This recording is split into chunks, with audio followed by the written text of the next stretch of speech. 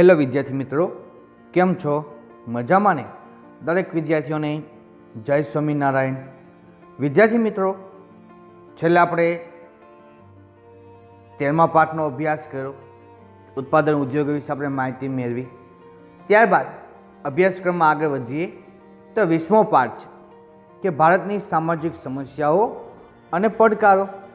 કારણ કે વિદ્યાર્થી મિત્રો, આપણે સૌ જાણીએ છીએ કે ભારતમાં ઘણી બધી એ સામાજિક સમસ્યાઓ જોવા મળે છે અને એ માનવ સમુદાયને કેટલાય પડકારો છે કે જેનો સામનો છે ને કરવો પડતો હોય છે. આપણે સૌ જાણીએ છીએ કે ભારત દેશના વિકાસ માટે અવરોધરૂપ જો કોઈ બાબત હોય તો એ શું છે? તો કે સામાજિક સમસ્યાઓ આપણને જોવા મળે છે. અને ખાસ વિદ્યાર્થી મિત્રો, આજે આપણે આ પાઠમાં એટલે કે સામાજિક સમસ્યાઓ અને પડકારોમાં મુખ્ય મુદ્દાઓમાં જોઈએ તો સાંપ્રદાયિકતા, જ્ઞાતિવાદ, લઘુમતીઓ, અનુસૂચિત જાતિઓ અને અનુસૂચિત જનજાતિઓ, બંધારણીય જોગવાઈઓ, આતંકવાદ એક વૈશ્વિક સમસ્યા, ભારતમાં બળવાખોરી, કાશ્મીરમાં આતંકવાદ અને આ આતંકવાદની જે સામાજિક અને આર્થિક અસરો જે જોવા મળે છે એવા કેટલાક મુદ્દાઓ વિશે અહીંયા જ આપણને પાઠમાં ચર્ચા કરવામાં આવી છે. અને વિદ્યાર્થી મિત્રો, આપણા સમાજમાં પણ આ દરેક પ્રકારના મુદ્દાઓ છે એટલે કે સામાજિક સમસ્યાઓ કે જેને આપણે જોઈએ છીએ. તો જેમાં શરૂઆત કરીએ પાઠની, તો અહીંયા પ્રશ્ન સ્વરૂપ આપણે છે કે કેવી વિચારધારા સમાજને વિભાજન તરફ લઈ જાય છે? કેવા તે કયા વિચારો છે, કેવી વિચારધારા છે કે જે સમાજનું શું કરે છે? વિભાજન કરે છે.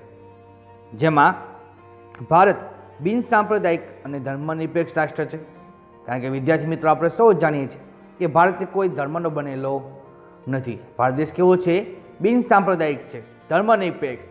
કારણ કે આપણે સૌ જાણીએ છીએ કે ભારતમાં હિન્દુ, મુસ્લિમ, શીખ, ઈસાઈ, પારસી, જૈન, યહૂદી અલગ અલગ ધર્મ પાળનારા છે લોકો છે રહે છે. તેથી સંકુચિત સાંપ્રદાયિકતાનું આચરણ દેશના બંધારણથી વિરુદ્ધ છે. કે સંકુચિત જે સાંપ્રદાયિકતાનું જે આચરણ થાય છે એ શું છે? તો કે દેશના બંધારણથી કેવું છે? વિરુદ્ધ છે. કે જે દેશના બંધારણમાં એ બાબતોનો કોઈ ઉલ્લેખ કરવામાં આવેલો નથી. અને અત્યારે તો સંપ્રદાયો કેવા થઈ ગયા છે? સંકુચિત માણસના થઈ ગયા છે કે જે માત્ર પોતાનો સ્વાર્થ, માત્ર પોતાના વિશે જ વિચારતું હોય છે. આમ છતાં કોઈ ધાર્મિક જૂથ કે સંપ્રદાય વિના કારણે અન્ય ધર્મ કે સંપ્રદાયનો વિરોધ કરે છે ત્યારે સાંપ્રદાયિક તણાવ પેદા થાય છે. કારણ કે આપણે સૌ જાણીએ છીએ કે ભારતમાં હિન્દુ, મુસ્લિમ, શીખ, ઈસાઈ, પારસી, જૈન, યહૂદી અલગ અલગ ધર્મ પાળનારા લોકો રહે છે. પણ એ ધાર્મિક જૂથ કે સંપ્રદાયમાં આજે બીજા ધર્મ કે સંપ્રદાય પ્રત્યે શું થાય છે? વિરોધની ભાવના ઊભી થાય છે. અને જ્યારે પણ વિરોધ કરે છે અથવા તો વિરોધની ભાવના ઊભી થાય છે ત્યારે એ સાંપ્રદાયિક તણાવ ઊભો થાય છે.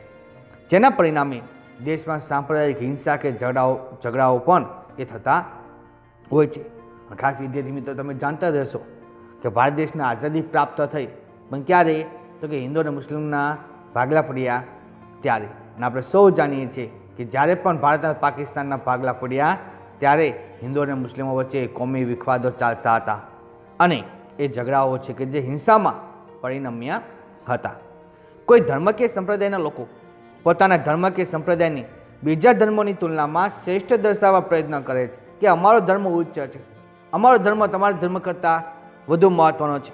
કે જ્યારે એ ધર્મ કે સંપ્રદાય કે જે બીજા ધર્મની તુલના કરવા લાગે છે ત્યારે પોતાના ધાર્મિક હિતોને જ પ્રાધાન્ય તેઓ આપતા હોય છે. અને ત્યારે સમાજમાં શું થાય છે? વર્ગ વિગ્રહ થાય છે કે અલગ અલગ વર્ગોમાં એ વિભાજન થતું જાય છે. અને જેના અનુસંધાને ઉચ્ચ નીચના ભેદભાવો છે શરૂ થતાં આપણને જોવા મળે છે. તેઓ અન્ય ધર્મોના લોકોને સાંપ્રદાયિક દ્રષ્ટિથી જોઈએ છે. કારણ કે બીજા ધર્મના જે કાંઈ લોકો છે, માની લો કે આપણે હિન્દુ ધર્મ પાળીએ છીએ તો બીજા ધર્મને આપણે શું ગણીએ છીએ? તો કે આપણે નિમ્ન ગણતા હોય અથવા કોઈને કોઈ પ્રકાર મતભેદો આપણે કરતા હોય છે. એમાં અહીંયા પણ અન્ય ધર્મના લોકોને સાંપ્રદાયિક દ્રષ્ટિએ તેઓ જોતા હોય છે. તેઓ પોતાની અલગ ઓળખ બનાવી બીજાઓથી વેગળા રહે છે. વેગળા એટલે કે અલગ રહેવાનો પ્રયત્ન કરે છે, પોતાની એક અલગ ઓળખ ઊભી કરે છે, અલગ છાપ છે એ વ્યક્તિત્વ ઊભું કરે છે કે જેનાથી તેઓ બીજાથી અલગ તરી આવે છે. વ્યક્તિ પોતાના જ દેશબંધુઓને પોતાના વિરોધી માને છે કારણ કે વિદ્યાર્થી મિત્રો આપણે સૌ જાણીએ છીએ કે આજે ભારતમાં 135 કરોડની વસ્તી છે. કેટલી છે? 135 કરોડની વસ્તી છે. પણ એ 135 કરોડની વસ્તીમાં કેટલાય ધર્મ છે એ પાળનારા લોકો રહે છે, અને જેમાં દરેક દેશબંધુઓ કે જે પોતાના છે વિરોધી તેને માને છે, અને તેથી સમાજમાં મતભેદ, ક્યાંક ધૃણાનું વાતાવરણ એ ઊભું થાય છે, અને ક્યારેક છે લોકો વચ્ચે નફરતની ભાવનાઓ પણ ઊભી થતી જોવા મળે છે, ક્યાંક મતભેદો થતા પણ એ જોવા મળે છે. અને આ પ્રકારની સંકુચિત સાંપ્રદાયિક વિચારધારાથી ઉગ્રતા સમાજને વિભાજન તરફ લઈ જાય છે, કે જેનાથી એ સંપ્રદાય પોતાના સંપ્રદાયને ઉચ્ચ ગણવા માટે થઈ અને બીજાના સમાજને નિમ્ન ગણાવે છે, અને જેનાથી શું થાય છે આખરે તો કે સમાજમાં વિભાજનની પરિસ્થિતિ એ ઊભી થતી જોવા મળે છે. અહીંયા જો બાકીમાં વિદ્યાર્થી મિત્રો આપણને ફોટોગ્રાફ પણ આપેલું છે, કે જે પહેલો ફોટોગ્રાફ જે છે કે જે અલગ અલગ ધર્મના સિમ્બોલ આપેલા છે, તેમજ બીજું સિમ્બોલ જો તો જસ્ટ છે નોટ રિલિજન, એટલે કે સંપ્રદાય એ વધારો નહીં, અથવા તો સંપ્રદાયનો એ નાશ કરવો જોઈએ. ત્યારબાદ બીજા પ્રશ્ન ઉપર આગળ વધીએ કે સાંપ્રદાયિકતા દૂર કરવાના ઉપાયો જણાવો. કે હાલો આપણે સાંપ્રદાયિકતા દૂર કરવી છે, તેને દૂર કરવા માટે આપણે કેવા ઉપાયો હાથ ધરવા જોશે? તો કે જેમાં સાંપ્રદાયિક તત્વો સામે સૌ નાગરિકોએ અને સરકારે સખ્તાઈથી કામ લેવું પડશે. કે ભાઈ નાગરિકો તો જવાબદારી ઉપાડશે, પણ સરકારે પણ સખ્તાઈપૂર્વક એ કામ લેવું પડશે. કોઈપણ સંજોગોમાં તેમની સામે ઝૂકવું નહીં, અને તેમજ સમાધાન પણ કરવું નહીં. જો સાંપ્રદાયિક તત્વો ઊભા થાય અથવા એવા તત્વો ઊભા થાય કે જે સંપ્રદાય વિભાજન જેવી પરિસ્થિતિ ઊભી કરતા હોય, તેવા નાગરિકો પ્રત્યે એ સરકારે સખ્તાઈથી કામ કરવું જોઈએ, ક્યારે પણ એની સામે ઝૂકવું જોઈએ નહીં. અને શિક્ષણ દ્વારા સાંપ્રદાયિકતા અસરકારક રીતે નાબૂદ કરી શકાય છે, કારણ કે વિદ્યાર્થી મિત્રો આપણે સૌ જાણીએ છીએ કે જે લોકો પાસે શિક્ષણ હશે એ ક્યારે પણ આવા સંપ્રદાયમાં કે આવી પરિસ્થિતિ કે આવા પ્રશ્નોમાં ક્યારે પણ પડતા હોતા નથી. તેઓ પહેલેથી જ એ જાગૃત રહે છે. તેથી અભ્યાસક્રમોમાં બધા ધર્મોના સારા તત્વો દાખલ કરવા જોઈએ. અને ખાસ વિદ્યાર્થી મિત્રો આપણે પહેલા ધોરણથી દરેક પાઠ્યપુસ્તકો જોઈએ છે, પણ શું ક્યાંય બીજા કોઈ ધર્મની ખોટી બાબતો અથવા ખોટા શબ્દ આપણે સાંભળ્યા છે? ના, ક્યારે એવી એ ખોટી બાબતો એ પાઠ્યપુસ્તકોના અભ્યાસક્રમોમાં પણ આપણને જોવા મળી નથી. હંમેશા સારા તત્વોને જ સામેલ કરવામાં આવ્યા છે. એ ઉપરાંત શાળાઓમાં સર્વધર્મની પ્રાર્થનાઓ તેમજ સામાજિક અને ધાર્મિક તહેવારોની ઉજવણી પણ કરવી જોઈએ, કારણ કે આજે આપણે સૌ જાણીએ છીએ કે બાળકનું સાચું ઘડતર ક્યાં થવાનું છે? તો કે શાળાઓમાં જ થવાનું છે. તો શાળામાં એના ઘડતરમાં જે કાંઈ પ્રાર્થનાઓ ગવાય છે અથવા જે કાંઈ સામાજિક ધાર્મિક ઉત્સવ આવે છે, તો દરેકને શું કરવી જોઈએ? તો કે ઉજવણી કરવી જોઈએ, કે જેનાથી સંપ્રદાયની ભાવના છે ઊભી થાય નહીં, જેથી વિદ્યાર્થીઓમાં સર્વધર્મ સંભાવનો દૃષ્ટિકોણ વિકસાવી શકાય છે. ભારતના ચૂંટણી પંચે સાંપ્રદાયિક વિચારસરણી પર આધારિત રાજકીય પક્ષોને માન્યતા આપવી નહીં. આજે જેટલા પણ રાજકીય પક્ષો ઊભા થાય છે, તો એ રાજકીય પક્ષ કોઈ ધર્મ અનુસાર એ કાર્ય કરી શકતું નથી, અથવા એ ધર્મ અનુસાર એ વિચારસરણી એ ધરાવી શકતું નથી.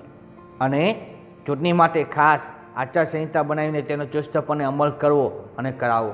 આજે માની લો કે કોઈ પણ રાજકીય પક્ષના નેતાઓ જ્યારે પણ ભાષણો આપે છે, રેલીઓ કાઢે છે, સભાઓ ભરે છે, ત્યારે પણ એ હંમેશા સર્વધર્મ સમાનતા નિયમ સાથે તેઓ છે કાર્ય કરતા હોવા જોઈએ.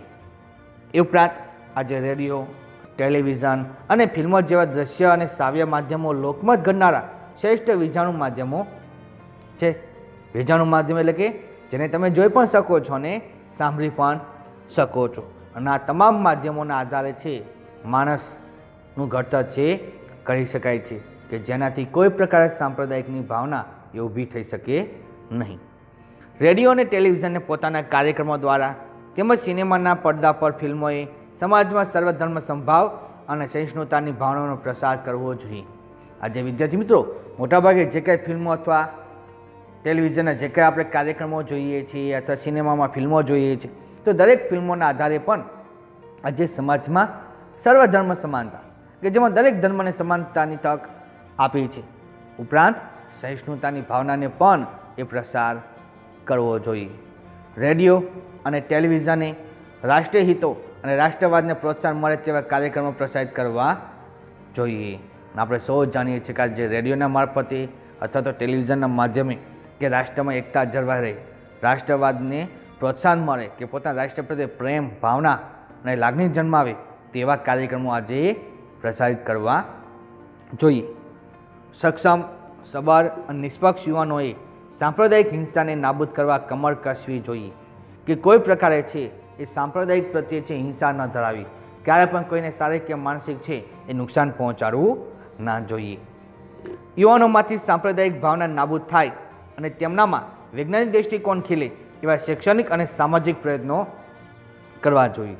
કારણ કે આજે આપણે સૌ જાણીએ છીએ કે યુવાઓની સંખ્યા વધુ હોય છે અને એ યુવાનોમાં સાંપ્રદાયિકતાની જો ભાવના જો નાબૂદ કરશું તો તેનામાં શૈક્ષણિક બાબતો, સામાજિક બાબતો, વૈજ્ઞાનિક દૃષ્ટિકોણ કે જેને તમે ખીલવી શકશો, કે જેનાથી એનું ભાવિ ભવિષ્ય એ ઉજાગર રહી શકે. આજે સમાજના બુદ્ધિજીવીઓ, રાજકીય નેતાઓ, ધર્મ કે સંપ્રદાયના વડાઓ વગેરે સાથે મળીને સાંપ્રદાયિકતાને અંકુશિત અને નિર્મૂળ કરવા સનિષ્ઠ પ્રયત્નો કરવા જોઈએ.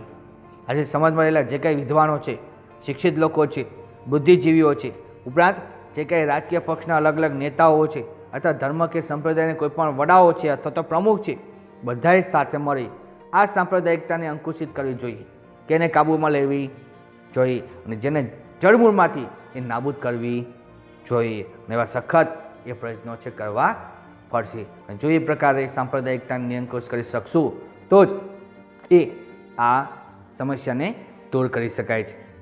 તેમજ ધર્મ, જાતિ, ભાષા અને પ્રદેશથી ઉપર રાષ્ટ્રહિતો અને રાષ્ટ્ર ગૌરવ છે એવી સમજ લોકોમાં કેળવવી જોઈએ. કારણ કે આપણે સૌ જાણીએ છીએ કે અલગ અલગ ધર્મ પરના લોકો છે, જાતિ છે, ભાષા છે, અલગ અલગ પ્રદેશ છે, છતાં પણ આખરે શું હોવું જોઈએ તો કે રાષ્ટ્રના હિતો જ, રાષ્ટ્રનું ગૌરવ જ એ જળવાવું જોઈએ.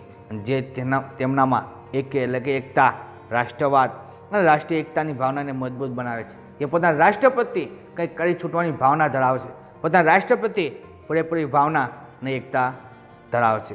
તો જ એ બિન સાંપ્રદાયિકતા અથવા તો સંપ્રદાયોની જે કાંઈ સમસ્યા ઊભી થાય છે કે જેને છે સરળતાથી દૂર કરી શકાય છે. ત્યારબાદ વિદ્યાર્થી મિત્રો વાત કરીએ તો કે ભારતીય સમાજની કેટલીક જ્ઞાતિઓ અને જાતિઓની આર્થિક સ્થિતિ નબળી રહી ગઈ છે. કારણ કે આપણે સૌ જાણીએ છીએ કે આપણે પ્રાચીન ઇતિહાસના સમયમાં જોઈએ તો કેટલાય રાજા મહારાજો થઈ ગયા, એ ઉપરાંત ઘણી બધી વિદેશી પ્રજાતિઓ પણ આવી અને જેમાં છેલ્લે અંગ્રેજો કે જેને અમુક પ્રદેશો પર એ વધુ વિકાસ હાથ ધરેલો, વધુ ક્ષેત્રોમાં છે એ વિકાસના કાર્યક્રમો કરેલા, પણ અમુક સ્થાનો એવા પણ રહી ગયા છે કે જેનો કોઈ ક્ષેત્રે વિકાસ થયો નથી. તો જેના કારણે ઘણી બધી જ્ઞાતિઓ અને જાતિના લોકોની આર્થિક સ્થિતિ પણ કેવી રહી છે તો કે નબળી રહેલી છે. જેમાં ભારતીય સમાજની કેટલીક જ્ઞાતિઓ જોઈએ તો કે જેમાં ભારતની સામાજિક સંરચના જ્ઞાતિ પર આધારિત છે. હવે ભારતની સામાજિક સંરચના જે છે કોના પર આધારિત છે તો કે ભાઈ જ્ઞાતિ પર આધારિત છે. અને જ્ઞાતિ વ્યવસ્થાનું પ્રાચીન સ્વરૂપ આજના સ્વરૂપ કરતાં જુદું હતું. કારણ કે જ્ઞાતિ વ્યવસ્થા પ્રાચીન સમયમાં જો તેવા કોઈ પ્રકારના મતભેદો એ આપણને જોવા મળતા નહોતા, પણ અત્યારના સ્વરૂપ કરતાં અલગ છે, જુદું છે. પ્રાચીન સમયની જ્ઞાતિ વ્યવસ્થા ચાતુર્વર્ણ વ્યવસ્થા પર આધારિત છે, 4 વર્ણ વ્યવસ્થા.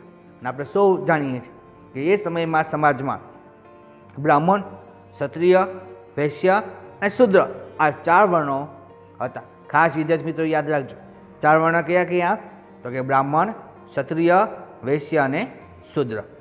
પ્રત્યેક જ્ઞાતિ પોતાને ફાળવેલ વ્યવસાય કરતી હતી, કે જે જ્ઞાતિમાં જે વ્યવસાય હોય, મારે કે કુંભાર હોય તો એ માટલા ગબડાનું કામ કરે છે, લુહાર હોય તો એ લુહારી કામ કરતો હોય છે, કડિયા હોય તો એ કડિયા કામ કરતા હોય છે. તો જેને જે કાર્ય સોંપવામાં આવેલું છે, જે વ્યવસાયમાં જોડાયેલું છે એ જ વ્યવસાય કરતું. એ સમયમાં જ્ઞાતિ આધારિત વસવાટો અને વ્યવસાયો હતા. કારણ કે વસવાટો જો, વ્યવસાયો જો પણ કેવા હતા જ્ઞાતિ આધારિત, કે જ્ઞાતિ પ્રમાણે જે વ્યવસાય કરતા હોય એનો આખો સમૂહ, એ આખો વસવાટ એ અલગ જોવા મળતો હતો. દરેક જ્ઞાતિ પોતાના વ્યવસાય પ્રમાણે આવક મેળવતી હતી. કારણ કે આપણે સૌ જાણીએ છીએ કે દરેકના વ્યવસાયો કેવા હતા તો કે ભાઈ અલગ અલગ હતા અને વ્યવસાયના આધારે તેઓની આવકમાં પણ તફાવત હતો, કે ભાઈ કોઈકની આવક વધુ તો કોઈકની આવક ઓછી પણ જોવા મળતી હતી. આમ આવક જૂથના આધારે સમાજની કેટલીક જ્ઞાતિઓની આવક ઓછી હતી. અને વિદ્યાર્થી મિત્રો ખાસ જાણીએ તો આપણે સૌ જાણીએ છીએ કે બ્રાહ્મણ, ક્ષત્રિય, વૈશ્ય અને શૂદ્ર. અને એમાં આપણે જાણીએ છીએ બ્રાહ્મણો કે જેનું કામ શું, તો કે ભાઈ શિક્ષા આપવાનું, યજ્ઞ યાગાદી ક્રિયાઓ કરવાનું, કે જે દરેક કામ એ બ્રાહ્મણો કરતા. જ્યારે ક્ષત્રિયનું કામ, તો કે એ ક્ષત્રિય લોકો પ્રજા લોકોનું રક્ષણ કરવાનું કામ, તેની વ્યવસ્થા ઊભી કરવાનું કામ અથવા સમસ્યા દૂર કરવાનું કામ છે તેઓ કરતા. જ્યારે વૈશ્ય લોકો તો કે વ્યાપાર ધંધાઓમાં છે, વેપાર વાણિજ્યમાં છે તેઓ જોડાયેલા હતા. જ્યારે શૂદ્ર લોકો કે જે નિમ્ન પ્રકારના કાર્ય છે, એટલે કે રસ્તાઓની સફાઈ કરવી, ગટરોની સફાઈ કરવી, અથવા તો એ દાસ અથવા દાસીપણાનો એ દરેક પ્રકારના કાર્યો તેઓ કરતા હતા. તેથી તે જ્ઞાતિઓની આર્થિક સ્થિતિ અન્ય જ્ઞાતિઓ કરતાં કેવી રહી ગઈ છે, તો કે નબળી રહી ગઈ છે. ત્યારબાદ વિદ્યાર્થી મિત્રો વાત કરીએ તો ભારતીય સમાજની કેટલીક જાતિઓ, જેમાં ભારતમાં બ્રિટિશ કાળ પહેલાંના સમયમાં કેટલીક જાતિઓ અન્ય સમૂહોથી દૂર અને મોટે ભાગે ક્યાં રહેતી હતી, તો કે એકદમ દુર્ગમ જંગલોમાં, એકદમ પહાડી પ્રદેશોમાં, જે અલગ એ વસ્તી હતી. અને એકદમ એ દુર્ગમ એ ક્ષેત્ર, જંગલ ક્ષેત્રમાં અથવા પહાડી ક્ષેત્રમાં કે જે જાતિઓ વસ્તી કે જેનાથી એ લોકોનું સામાજિક અને સાંસ્કૃતિક જીવન પણ અન્ય સામાજિક સમૂહથી કેવું રહ્યું, અલગ હતું. કારણ કે વિદ્યાર્થી મિત્રો આપણે સૌ જાણીએ છીએ, જો સમાજમાં બધાની સાથે રહેતા હશું તો એ પ્રકારનો સામાજિક, આર્થિક અને સાંસ્કૃતિક વિકાસ થાય. પણ જો એ જાતિ, એ વર્ગ જો સમાજથી દૂર રહેશે તો તેનું સામાજિક જીવન અને સાંસ્કૃતિક જીવન પણ એ સમાજ કરતાં અલગ છે, ઘડાતું હોય છે. એ જાતિના લોકો અનેક પેઢીઓથી અલગ વસવાટ અને એકાંકિત જીવન જીવતા હતા.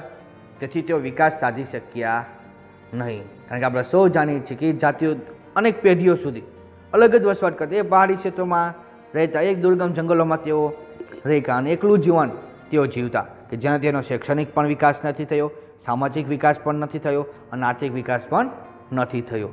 તેથી જ તેઓ વિકાસ એ સાધી શક્યા નહીં.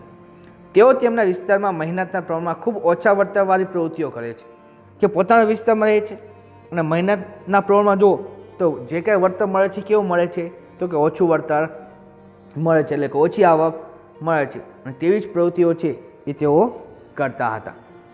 અને આમ ઉપયુક્ત કારણોને લીધે તેમની આર્થિક સ્થિતિ ખૂબ જ નબળી રહી હતી અને જેના કારણે આર્થિક વિકાસ ઓછો થવાથી એ જાતિઓ છે ઘણી પછાત રહેલી.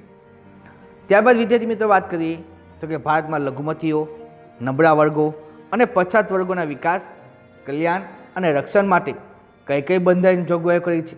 કારણ કે વિદ્યાર્થી મિત્રો આપણે સૌ જાણીએ છીએ કે એ સમયે ઘણા બધા લઘુમતીઓમાં પણ આવતા. અને આપણે સૌ જાણીએ છીએ કે હિન્દુ ધર્મ એવો છે કે જે બહુમતી ધરાવે છે, કે જેમાં સૌથી વધુ લોકો માનનારા છે. બાકી હિન્દુ ધર્મ સિવાયના બાકીના બધા ધર્મો છે કે જેનો સમાવેશ શેમાં થશે, તો કે લઘુમતીઓમાં થાય છે. એ ઉપરાંત અનુસૂચિત જાતિ, અનુસૂચિત જનજાતિઓ તેમજ સામાજિક અને આર્થિક રીતે પછાત વર્ગોના વિકાસ, કલ્યાણ અને રક્ષણ માટે બંધારણમાં કેટલીક જોગવાઈ છે, કાયદાની કલમો છે ઘડવામાં આવેલી છે. જેમાં વાત કરીએ તો ભારતના બંધારણે દેશના બધા જ નાગરિકોને સમાન રીતે સામાજિક, આર્થિક અને રાજનૈતિક ન્યાય પ્રદાન કરે છે. અને વિદ્યાર્થી મિત્રો આપણે સૌ જાણીએ છીએ કે આપણા મૂળભૂત હકો કેટલા છે? 6 છે. અને એ 6 મૂળભૂત હકોમાંનો એક અધિકાર એટલે કે સમાનતાનો અધિકાર, કે જેમાં દરેક નાગરિકોને એ સમાનતાની તકો આપે છે. કે હિન્દુ, મુસ્લિમ, શીખ, ઈસાઈ, પારસી, જૈન, યહૂદી, કોઈ પણ ધર્મ પાળનારો હોય, કોઈ પણ ભાષા બોલનારો હોય અથવા કોઈ પણ પુરુષ હોય કે સ્ત્રી હોય કે બાળક કે વૃદ્ધ હોય, દરેકની માટે કાયદાની કલમો કેવી, તો કે એક સમાન હોય છે. દેશની દરેક વ્યક્તિને સમાન તક અને સમાન દરજ્જો પ્રાપ્ત થાય એ માટે જાતિ, જ્ઞાતિ, ધર્મ, ભાષા કે લિંગના આધારે કોઈ પણ પ્રકારનો ભેદભાવ રાખવામાં આવતો નથી. અને કોઈ પ્રકારે ભેદભાવ ન રાખી દરેકની માટે કાયદાની કલમો કેવી કરી છે સરકારે, તો કે એક સમાન કરી છે. અને આજે તો રાજ્યોએ મળેલા અધિકારોની રૂએ તે કલ્યાણકારી રાજ્યની જવાબદારી નિભાવવા તેમજ નબળા અને પછાત વર્ગોનું રક્ષણ કરવા બંધારણની મર્યાદામાં રહીને કેટલાક મૂળભૂત હકો પર પ્રતિબંધ મૂકી શકે છે. કારણ કે આજે જે મૂળભૂત હકો આપણને આપવામાં આવ્યા છે એ મૂળભૂત અધિકારોના આધારે દરેક નાગરિકોને એ સમાન ન્યાય પ્રાપ્ત થવો જોઈએ. પણ જો એ નબળા વર્ગોને કે લઘુમતીઓને જો ન્યાય પ્રાપ્ત ન થાય તો સરકાર સમક્ષ પોતે અરજી કરી શકે છે સરકાર સમક્ષ તેઓ અધિકારની માંગણી છે તેઓ કરી શકે છે. એ ઉપરાંત ધાર્મિક સ્વતંત્રતાનો અધિકાર દરેક નાગરિકને કોઈપણ ધર્મનું પાલન કરવાની સ્વતંત્રતા આપે છે. આપણે સૌ જાણીએ છીએ વિદ્યાર્થી મિત્રો, 9મા ધોરણમાં આપણે મૂળભૂત અધિકારો વિશે આપણે ભણી ચૂક્યા છીએ કે જેમાં એ 6 અધિકારમાંનો એક અધિકાર એટલે કે ધાર્મિક સ્વતંત્રતાનો અધિકાર, કે જેમાં ભારતનો કોઈપણ નાગરિક કોઈપણ ધર્મોને અપનાવી શકે છે, કોઈપણ ધર્મના ગ્રંથોને એના વિચારોને છે અપનાવી શકે છે અને એ ધર્મનું પાલન પણ કરવાની એને સ્વતંત્રતા મળે છે. આજે તો લઘુમતીઓ, નબળા વર્ગો અને પછાત વર્ગોને દેશની વિચારધારામાં સમાન તક, ન્યાય અને દરજ્જો આપવા માટે તેમને બંધારણીય હક્કો આપવામાં આવ્યા છે. કારણ કે આ લઘુમતીઓ, અનુસૂચિત જાતિ, અનુસૂચિત જનજાતિના લોકો કે જે દેશની વિચારધારામાં પણ એને સમાન તક, સમાન ન્યાય અને સમાન દરજ્જો આપવામાં આવ્યો છે. આજે તો દેશની પંચવર્ષીય યોજનાઓમાં પણ આ વર્ગોના વિકાસ અને કલ્યાણ માટે વિશેષ ધ્યાન આપવામાં આવ્યું છે. કારણ કે વિદ્યાર્થી મિત્રો, આપણે સૌ જાણીએ છીએ કે આજે દર 5 વર્ષે પંચવર્ષીય યોજનાઓ છે એ જાહેર થતી હોય છે અને એ પંચવર્ષીય યોજનાઓમાં આ તમામ નાગરિકોને એક સમાન તકો છે એ પ્રાપ્ત થતી હોય છે.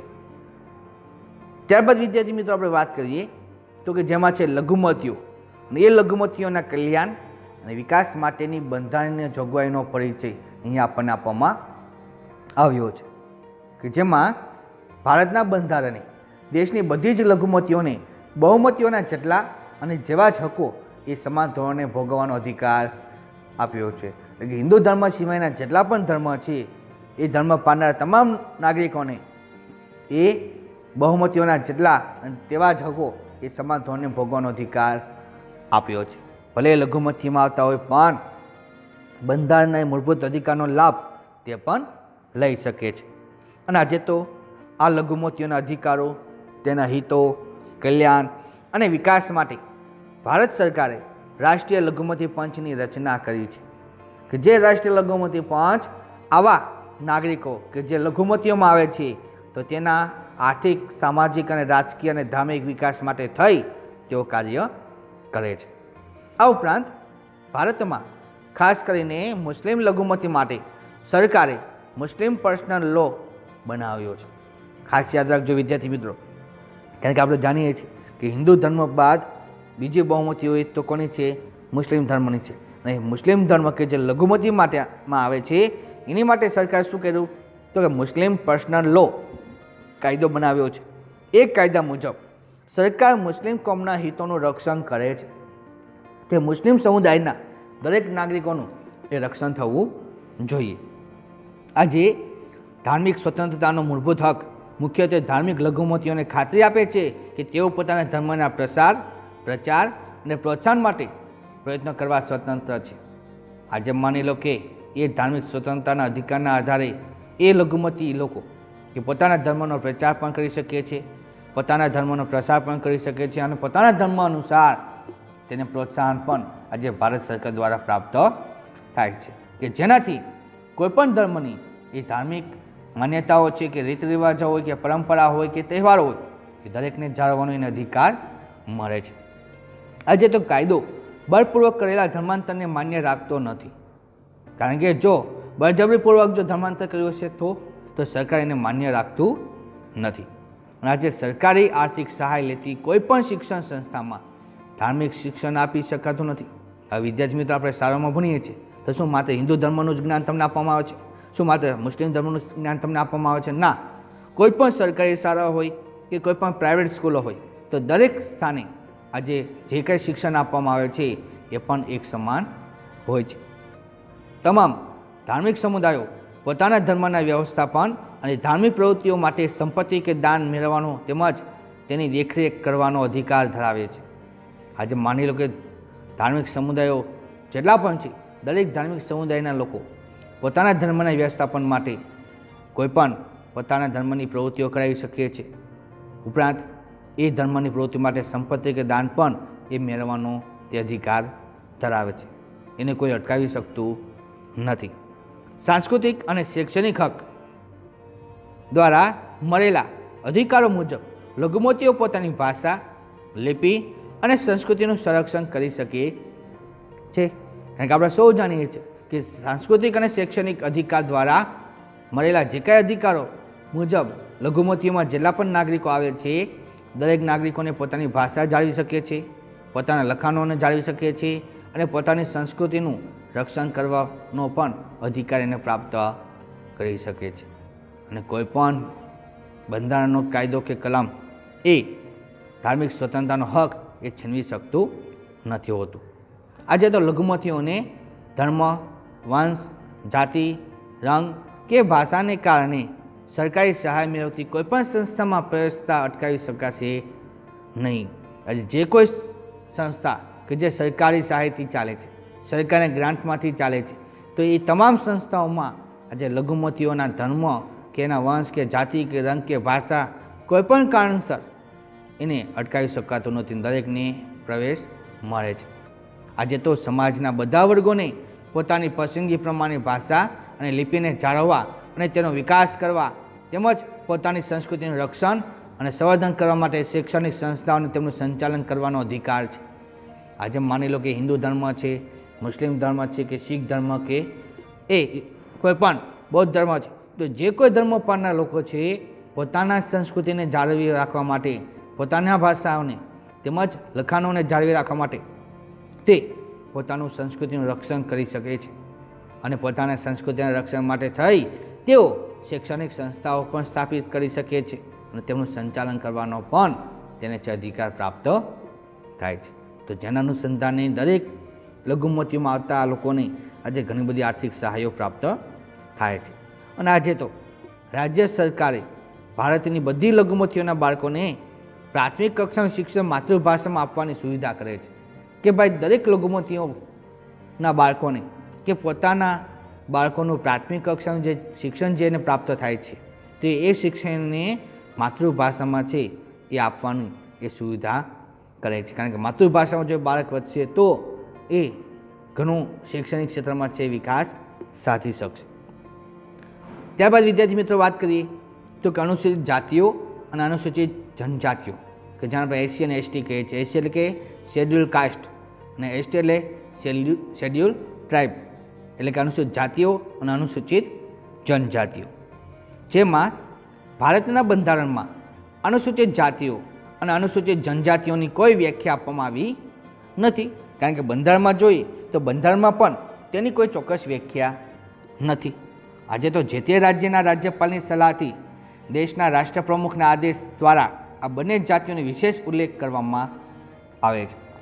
કારણ કે આપણે સૌ જાણીએ છીએ કે અનુસૂચિત જાતિ અને અનુસૂચિત જનજાતિની સહાય માટે થઈ આજે જે કોઈ રાજ્યના રાજ્યપાલ અને રાષ્ટ્રપ્રમુખ એ ખાસ તેનો ઉલ્લેખ કરે છે. અને ભારતમાં જ્ઞાતિવાદને કારણે શોષિત, નબળા બનેલા કેટલાક વર્ગોનું શોષણ અટકાવવા, તેમની સામેના અન્યાયો દૂર કરી તેમનું રક્ષણ કરવા, સમાનતા અને ભાઈચારાથી તેમનામાં રહેલી સંકુચિતતાને નાબૂદ કરી તેમને સામાજિક દરજ્જો આપવા તેમજ તેમનો સામાજિક, આર્થિક, શૈક્ષણિક વિકાસ સાધવા એ વર્ગો માટે ભારતના બંધારણમાં કેટલીક વિશિષ્ટ જોગવાઈઓ કરવામાં આવી છે. કારણ કે વિદ્યાર્થી મિત્રો આપણે સૌ જાણીએ છીએ કે આજે અનુસૂચિત જાતિ અને જનજાતિના લોકો કે જે પહેલેથી પહાડી ક્ષેત્રોમાં કે જંગલના દુર્ગમ ક્ષેત્રોમાં રહે છે અને જેના અનુસંધાને તેઓનું સામાજિક, શૈક્ષણિક અને આર્થિક જીવન કે જેનો વિકાસ એ શક્ય બન્યો નથી. તો આવા લોકોનો પણ સામાજિક દરજ્જો એને પ્રાપ્ત થાય, સમાનતા, ભાઈચારાની લાગણી ઉત્પન્ન થાય, સામાજિક અને આર્થિક અને શૈક્ષણિક વિકાસ થાય એ માટે આજે ભારત સરકારે બંધારણમાં એની માટેની કાયદાની કલમો બનાવી છે, ખાસ જોગવાઈઓ કરવામાં આવી છે. જેમાં બંધારણની કલમ 341માં જણાવ્યા પ્રમાણેની અનુસૂચિતમાં સમાવિષ્ટ જાતિઓને અનુસૂચિત જાતિઓ કહેવામાં આવે છે, એટલે કે શેડ્યુલ કાસ્ટ તેને કહેવામાં આવે છે. કે જેમાં બંધારણની કલમ 341માં જેટલી પણ જાતિઓનો સમાવેશ થયો એને શું કહેવાય? અનુસૂચિત જાતિ કહે છે. અને બંધારણની કલમ 342માં જણાવ્યા પ્રમાણેની અનુસૂચિત સમાવિષ્ટ જાતિઓને શું કહે છે? અનુસૂચિત જનજાતિઓ કહેવામાં આવે છે. કે જે કલમ 342માં સામેલ થયા હોય એ તમામ જાતિઓને શું કહે છે? અનુસૂચિત જનજાતિ કહે છે. અને આજે તો વિદ્યાર્થી મિત્રો ખાસ મોટે ભાગે દુર્ગમ જંગલો કે પહાડી પ્રદેશોમાં રહેતી સામાન્ય સમાજથી અલગ સામાજિક જીવન અને આગવી સંસ્કૃતિ ધરાવતી તેમજ આર્થિક અને શૈક્ષણિક દ્રષ્ટિએ પછાત જાતિઓને અનુસૂચિત જનજાતિઓની અનુસૂચિમાં સમાવવામાં આવી છે. કારણ કે આજે આપણે સૌ જાણીએ છીએ કે આજે જે દુર્ગમ જંગલોમાં રહે છે, પહાડી પ્રદેશોમાં રહે છે, કે જે સામાન્ય સમાજથી કેવી છે, અલગ જીવન જીવે છે, જેનું સામાજિક જીવન પણ અલગ છે, તેઓની સંસ્કૃતિ પણ અલગ છે, કે જેઓ આર્થિક અને શૈક્ષણિક રીતે કેવા રહ્યા છે, પછાત રહેલા છે. અને આર્થિક અને શૈક્ષણિક રીતે પછાત રહેલા એ જાતિઓને શેમાં સમાવેશ કરવામાં આવ્યો છે? તો કે જેને અનુસૂચિત જનજાતિ તરીકે ઓળખવામાં આવે છે. તો આજે ભારત સરકાર દ્વારા ઘણી બધી એ કાયદાની કલમો જોગવાઈઓ કે જે એના આર્થિક, સામાજિક અને સાંસ્કૃતિક વિકાસમાં આજે કાયદાની કલમો છે એની માટે ખૂબ જ એ ઉપયોગી છે, સાબિત થઈ છે. ત્યારબાદ વિદ્યાર્થી મિત્રો વાત કરીએ તો કે અનુસૂચિત જાતિ, અનુસૂચિત જનજાતિના કલ્યાણ અને વિકાસ માટેની જે બંધારણીય જોગવાઈઓ છે એનો અહીં આપણને પરિચય આપે છે. કારણ કે અગાઉ આપણે શું જોયું? અનુસૂચિત જાતિ અને જનજાતિની એ કલમો જોઈ, પણ અહીંયા તેના કલ્યાણ અને વિકાસ માટે બંધારણને છે કઈ કઈ જોગવાઈ કરેલી છે એની વાત કરે છે. જેમાં બંધારણના આર્ટિકલ 15 પ્રમાણે ધર્મ, જાતિ, જ્ઞાતિ, લિંગ, જન્મસ્થાન, ભાષા અથવા તેમાંના કોઈના આધારે રાજ્ય કોઈપણ નાગરિક પ્રત્યે ભેદભાવ રાખી શકશે નહીં.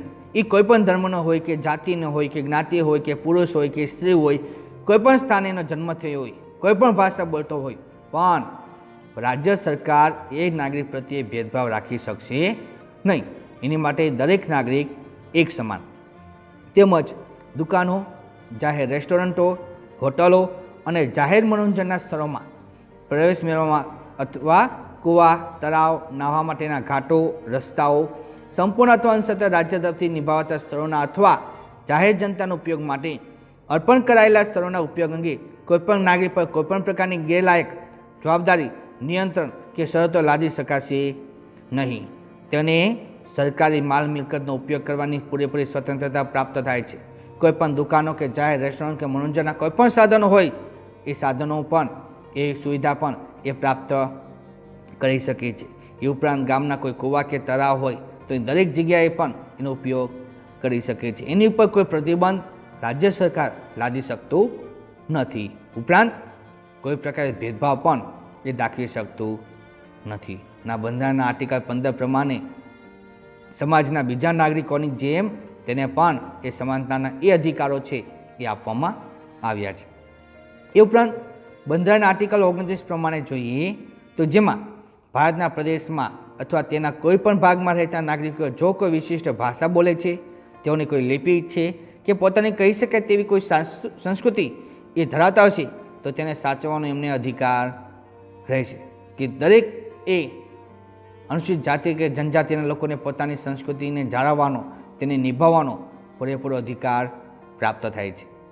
કેવળ ધર્મ, જ્ઞાતિ, ભાષા કે તેમાંના કોઈપણના આધારે રાજ્ય સરકાર તરફથી નિમતી અથવા નાણાકીય મદદથી ચાલતી કોઈપણ શિક્ષણ સંસ્થાઓમાં પણ કોઈપણ નાગરિકને પ્રવેશ મેળવવો અટકાવી શકાશે નહીં. એટલે કે અનુસૂચિત જાતિ અને અનુસૂચિત જનજાતિના કોઈપણ બાળક હશે તો કોઈપણ નાગરિકને આજે રાજ્ય સરકાર દ્વારા ચાલતી દરેક શાળાઓ કે શિક્ષણ સંસ્થાઓમાં પણ એને પ્રવેશ પ્રાપ્ત થશે. તો બંધારણની આર્ટિકલ 15 અને આર્ટિકલ 29 કે જે આ અનુસૂચિત જાતિ અને જનજાતિના કલ્યાણ અને વિકાસ માટેની છે, કે જેનાથી એનો આર્થિક, સામાજિક અને સાંસ્કૃતિક વિકાસ સાધી શકાશે.